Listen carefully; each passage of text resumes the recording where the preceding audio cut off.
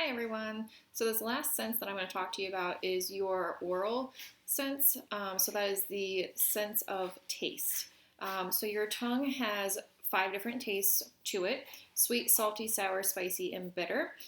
So one thing that you can do is explore these different tastes. So find different foods that you can use to explore those different tastes and see if any of them end up calming you down. You can use that as a coping skill. Another way that you can do this, you can eat frozen, cool, or warm foods. Those different temperatures sometimes can also have an effect on your body in regards to a coping skill. You can also explore different textures, such as crunchy, creamy, chewy, or lumpy. Some people actually have problems with textures. I was one of those people that used to have a lot of problems with textures growing up. So it's also important, if you do have kids that are really picky about some certain textured foods, that you start them out early, start exploring, and possibly have them see an OT for that. So some things that you can do in regards to coping skills, a lot of people like to eat chocolate. This is my personal favorite. Dark chocolate, I've heard, actually works a little bit better, but that's your own personal preference. So I actually find myself eating that chocolate when I feel stress. But the biggest thing to remember about chocolate and other foods, if you're going to use food as a coping skill, do it in moderation. I try not to just sit down with the entire bag and eat and eat and eat because it's hard to stop.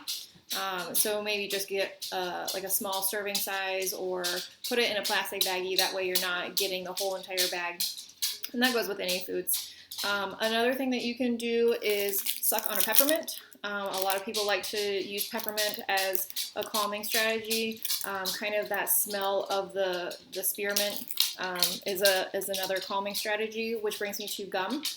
Chewing gum is another great one. So not only looks at or focuses on your taste, but it also is getting those muscles in your mouth moving and kind of get your mind focusing on chewing that gum versus whatever it is that was upsetting you previously.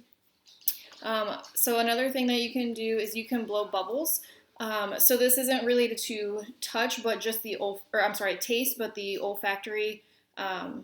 Not olfactory, the oral in general. So obviously you're not tasting the bubbles, but having your lips move in that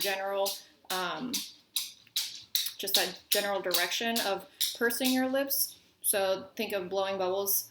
I don't have any bubbles here to blow, so I can't do that. But just blowing bubbles is another calming thing. You can also some people buy those pinwheels from like the dollar store. I don't have any at my house. But blowing a pinwheel is actually another good way to do it as well. Again, it's getting your mind off of whatever it was that was just upsetting you. And it's also getting that oral sense going. You can also think of, if you don't have one of those, you can also try to drink a thick liquid through a straw. So think of, milkshakes, smoothies, that sort of thing. Again, it's that oral sense. Get your mouth going to get your mind off of whatever it was that was upsetting you.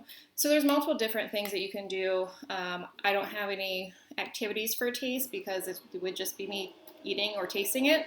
So that was just some ways for you guys to explore other coping skills through your sense of taste or through the oral cavity as well. Just a real quick touch on, I mentioned in the very first video that I did proprioception and vestibular. Those are both in regards to where your body is in space and movement. So it's currently raining today, or else I would have you guys go outside with me again. But movement's a really good one that you can either, if you have a swing set in your backyard, swing on that. If you have a hammock, I actually have one, but again, it's raining today. So hammocks are really great because it's that vestibular movement. I really, really like the hammock. I would go in there all the time. It's not currently set up because it's raining. Rocking chairs are also good ones. So sitting in a rocking chair, again, it's just that movement is oddly enough a calming way or a calming coping skill. So there's tons of other ones. Let me see if I can find a couple other ones here on my list.